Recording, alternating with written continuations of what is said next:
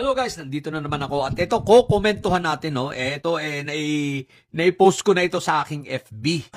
Pero mas maganda komentuhan natin itong sinabi at niyayabang ni US President Donald Trump ano. Sige. Sabi niya rito, politicians addicted to drugs are not allowed to lead. I'll have you arrested just like I did with Venezuela's President Maduro. Quit drugs already for the sake of the youth's future. Guys, ito, bidang-bida ang US ngayon, bidang-bida si Trump dahil nga si Maduro nahuli nila, hinuli nila. Hindi lang hinuli, kidnap. Yun ang tunay na kidnap ang dating. Pero kahit na gano'n, sang-ayon ako ron ha. Alam niyo po kung bakit, sa totoo lang, idolong-idolo ko ito si Hugo Chavez. Sa totoo lang, gusto ko rin ang sosyo-komunismo. No? Kumpara sa masyadong sobrang demokratiko, katulad ng ating ngayon, konstitusyon, sobrang malaya, hindi na maganda sa bansa. Pero napakaganda sana ng mga sinimulan ni Hugo Chavez, na isipin mo from ilang percent doon parang nasa 70+% ang kanilang population rate bago naging presidente si Hugo Chavez. Tapos napababa niya ng 7% ang kanilang poverty rate. Isipin nyo yun, tapos libre ang mga hospital, libre ang pag-aaral. Basta naging maganda, kaya lang nung magkasakit siya, tapos na-endorso niya si Maduro, hindi niya siguro alam na ganun pala ang ugali. Nung sa totoo lang, bumagsak ang ekonomiya. As in, sagad na wala ng value ang pera ng Venezuela, no? Tapos napakaraming mga Venezuela na umalis sa kanilang bansa kasi nga nauso ang EJK, ang drugs. Ala fentaboy pero hindi naman yun natin pag-uusapan. Pag-usapan natin, balikan natin itong niyayabang ni Trump. Nahuli nila si Maduro. Pero bago nila nahuli si Maduro, napakatagal rin nila itong minamatyaga. Napakatagal na kanilang mga inoobserbahan Tapos ang tagal-tagal na ng warrant ito ni Maduro. Nagaling sa korte nila. No? So niyayabang, nahuli nila.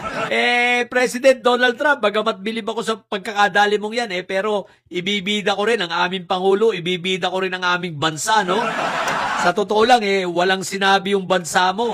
Walang sinabi yung pagkakadiskarte ninyo dyan. Dahil dyan sa paghuli nyo kay Maduro, maraming namatay, maraming sugatan. Gumamit pa kayo ng dahas.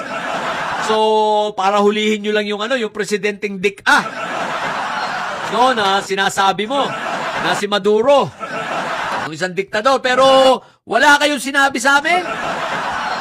Sisiw kayo sa amin. Mas magaling kami.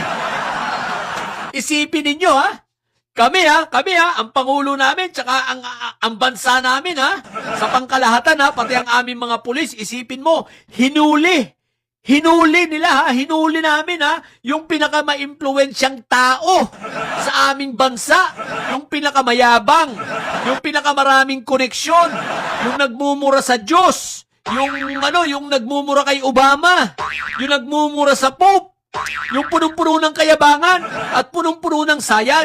Higit sa lahat, may mga lords, no? May mga drug lords na na kakampi. No? At yun nga, 'di ba? May Michael Yang siya. At talagang malupit. Bidang-bida sa EJK. 'Di ba? Talagang talagang agresibo. Isang pinulong agresibo, may topak, may sayad, may saltik, at higit sa lahat, manyak. Ganun ba si Maduro? Wala yan dito. Wala yan sa sinasabi ko na ang pangalan ay Rodrigo Duterte. Pero Donald Trump, sa paghuli nyo kay Maduro, naku po, Rudy, ang dami mong ginamit na sundalo, tapos dumanak pa ang dugo, dami rin namatay, pero sa amin, walang namatay. Nung hulihin namin, ng mga pulis namin, tsaka ng pinago ng Pangulo yung paghuli dyan, naku po, Rudy, walang dumanak na dugo. At yung kayabangan, biglang nawala. Nabahag ang buntot nun. Pero hindi ipinosas, Nagtyaga ng 12 oras ang aming mga kapulisan sa pangunguna ni General Torre, pero wala rin silang nagawa. Pero hindi ipinosas. Hindi rin i-blindfold. Higit sa lahat, hindi kinidnap. Napilitang sumama kasi wala na siyang magawa. Ganon kagaling. Ganon kami kagaling ang Pilipinas. Donald Trump. Walang sinabi sa amin ng US. Hinuli namin yung pinakamabagsik na nagmumura kay Obama ng ng walang posas.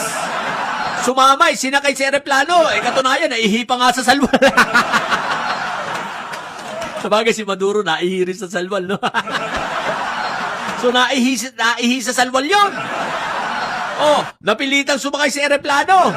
Oh, ngayon, ano na nangyari? Tapos, di ba, napanood nyo naman sa ICC, di ba, nagpapanggap ngayon na may sakit, nagpapanggap ngayon na may sayad, nagpapanggap na may topak. Kaya sa akin, huwag na siya magpanggap na may sayad dahil may sayad naman talaga yan. Ang pinapagpanggapan niya, siraulo na. Nagpapanggap na siraulo, Mr. Trump. Di ba? Pero, nagsasabing kinidnap. Pakituruan nga yung mga supporter nito, President Trump, itong mga didilis na obob, na yung pagkidnap ay kagaya ng ginawa ninyo. Ganon ang dating ng kidnap. Hindi yung kinidnap ba yung may waran? Kinidnap ba yung hindi nakaposa sumakay ng eroplano? Kinidnap ba yung may kasama pang isang si Majin Buu? Na member nila Sanggok, Sanggoko. Member ng Dragon Ball. May kinidnap pang ganon. Pero President Trump, binibida ko lang. Sinasabi ko lang na mas magaling kami. Kasi pinaplano nyo, alam nyo kung hindi nakulong si Fentaboy kasi plano siguro ikukulong to ni Trump. Pero huli na, pinaplano nyo palang Trump, na-shoot na namin sa balde. Pinaplano nyo palang siguro nahulihin si Fentaboy dahil Fentaboy nga di ba? Nadali na agad. Nasa isip nyo palang nahulihin, nadali na agad namin. Ng mga kababayan ko, tsaka ng aming presidente, huli agad. Pero walang dugon dumanak. Ganyan kagaling. Isipin mo ang presidente namin, tsaka yung si DILG noon, tsaka mga kapulisan sa pangunguna ni General Torre, ang hinuli ang pinakamay sayad na tao sa Pilipinas. Ang pinakamay topak na tao sa Pilipinas. Ang pinakamay saltik na tao sa Pilipinas. Isipin mo, ang lords ng mga lords. Ang boss ni Michael Yang, tsaka ni Sammy Uy. Isipin mo, ang boss ni Bato de la Rosa. Laglag! Isama mo pa yung kanyang tagapagtanggol. May sarili pa itong reliyon may sarili pa itong tagabasbas. Pati yung wanted sa inyo. Kami lang ang nakahuli.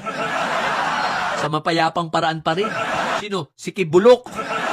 Di ba ganun kami kagaling? Kaya binibida ko lang Pero, congratulations pa rin kay Ronald Trump. Kay President Ronald Trump. Talagang magaling ang kanyang mga Navy SEAL. Magaling kami mga sundalo. Kami, magaling kami sa mga lakarang walang nasasaktan. Di ba ka? Yun lang. Pero congratulations kay President Trump. Siyempre congratulations sa ating Pangulo dahil siya lang ang nakahuli ng isang tunay na malaking isda at andun nakulkulong sa ICC. Sa mga bobot didilig dyan at may sayad, ang tatay nyo ay karton. Manatili kayo mga bobot may sayad. Sa may sayad ay laging high blood. Bye!